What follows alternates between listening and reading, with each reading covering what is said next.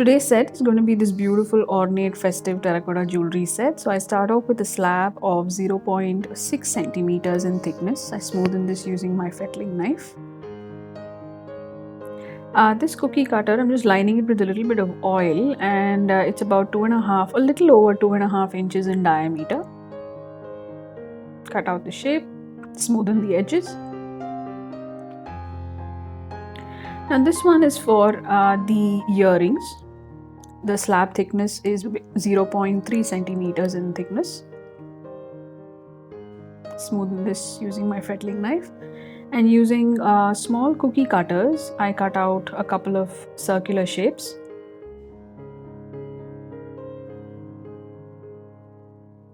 Now using a few concentric circles, I just draw a couple of markings on the slab on the 2.5 inch diameter pendant.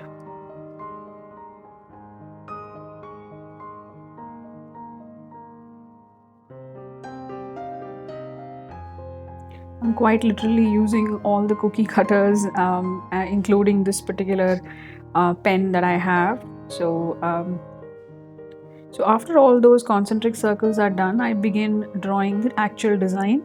I'm using my fettling knife here.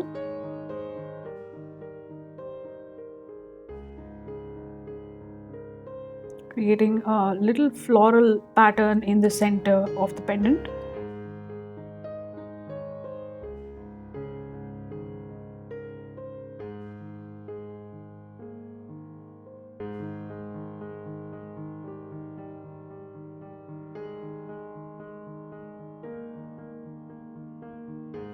This is definitely quite a detailed slab work.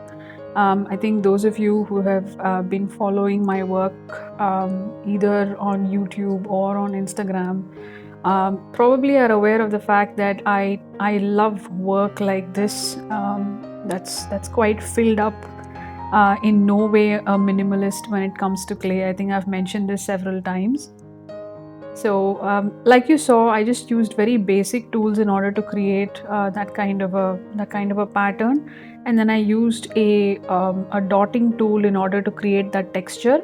Now I'm again basically going back with a fettling knife, and this is just a brass pipe, a hollow brass pipe that I use to make holes in beads and also for a purpose like this. Using my fettling knife here, again just repeating some of the patterns. This is a slightly bigger pendant, and this is a relatively heavier set when compared to the ones that I have made earlier. And there, the design is done.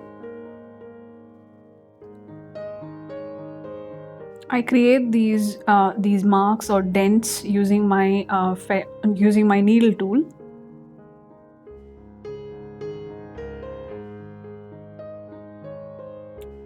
Gauge 24 Nichrome wire U-pin hooks. I'm using a pair of these, and then also attaching stick beads along the sides of the pendant in this manner. Now for the earrings, I'm going to be trying, obviously I'll try and replicate a little bit of it, if not the whole thing, like I did on the pendant. Obviously the earrings are much smaller, so I won't be able to replicate the entire thing. Using my fettling knife, creating a zigzag pattern.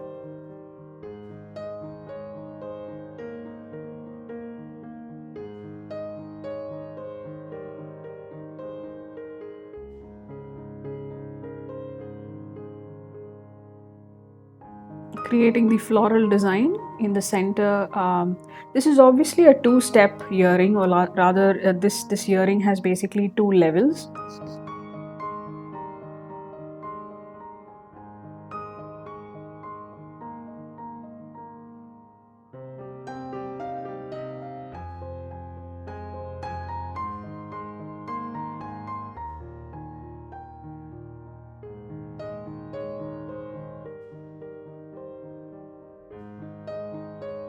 my needle tool, a couple of stick beads, and there. Now it's time to attach the two pieces. I'm using a gauge 26 Nichrome wire U-pin. Attaching the top and the bottom half in this manner. Just be extra careful, making sure that the pin doesn't jut out from the back of the piece. So now that you see everything is ready, I'll leave this to dry for a couple of days.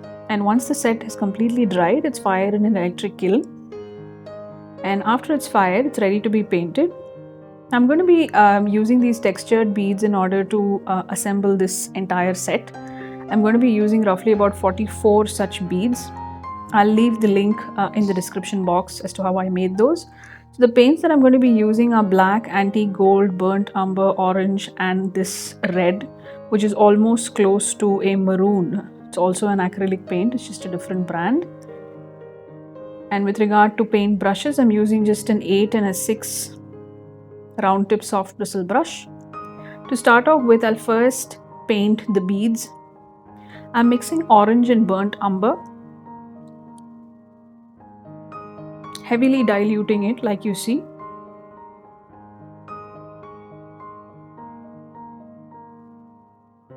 I'll be dunking in all the beads into it and giving it a good mix. I'm following a slightly different technique, which you will see obviously what I'm going to be doing differently now. So I just shake it up, make sure the paint has making sure all of the beads are coated well with the paint. Now this is a cloth. I just put in all the beads before they are completely dry, and I just wipe it off. Basically, I just wipe off the excess paint, and it leaves me with a result like this. So typically I do that because I don't want a very thick coat of paint. Now this is antique gold. Like you saw, I just mixed a little bit of gold and rather a little bit of black to a good quantity of gold. Again, that obviously varies based on how you want your piece to look. So I have on the palette orange, red and antique gold. I forgot to show you this, but I'm going to be using my liner brush 18 by 0 in order to paint the finer details on the pendant as well as the earring. I'm going to be alternating colors of orange and gold.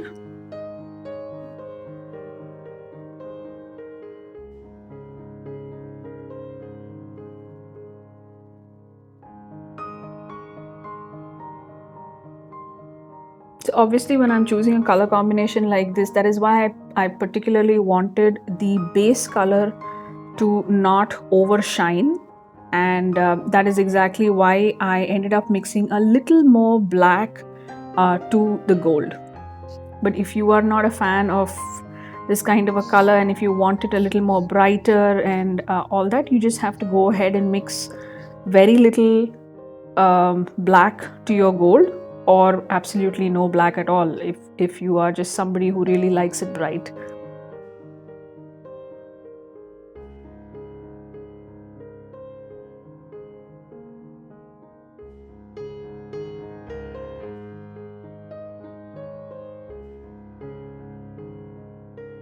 So I have all the three colors in this particular line. I have the red, the orange as well as the gold.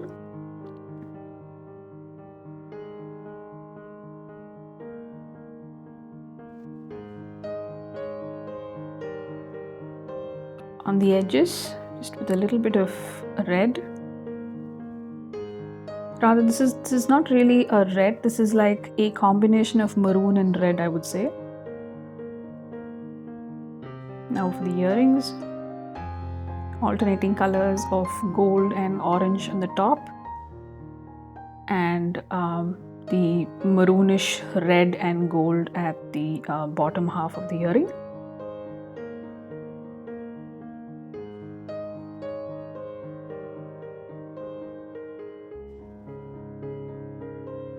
So for all of these, once again, I am using my liner brush.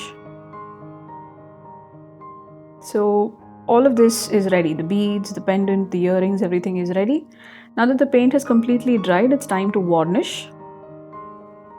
I varnish all of them, including the beads. Everything is done individually. This is the product I use. I give it a good shake and transfer a little bit of the contents into a bowl or a container and begin varnishing. This is a time-consuming process. It does require patience, but yep. It's typically I do the front part, let it dry, then I do the sides, let it dry, then I do the back part. So it's a relatively time-consuming process. Now that the varnish is also dried, it's time to assemble. I've laid out all the materials required. The stud post, I use E6000 to fix the stud post. This is a 1.5 mm black nylon cord. Wooden beads. This is in order to adjust the length of the necklace, or rather the chain. Pair of scissors and pliers. This is for the tassels. I had this particular color, which is very close to the maroonish red and black. Once again, I leave the link in the description box on how I make tassels. So firstly, let's begin with the stud. I attach the stud, give it a gentle press, and I leave this to dry for about 3 full days before use. For the pendant,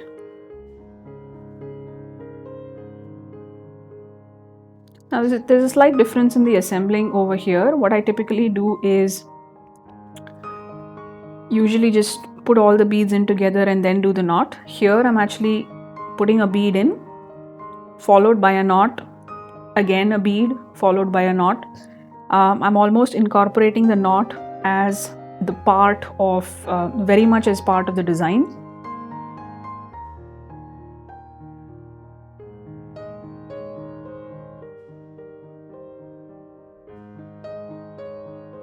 So if you see, I've kind of, the knot almost looks like a black bead on its own.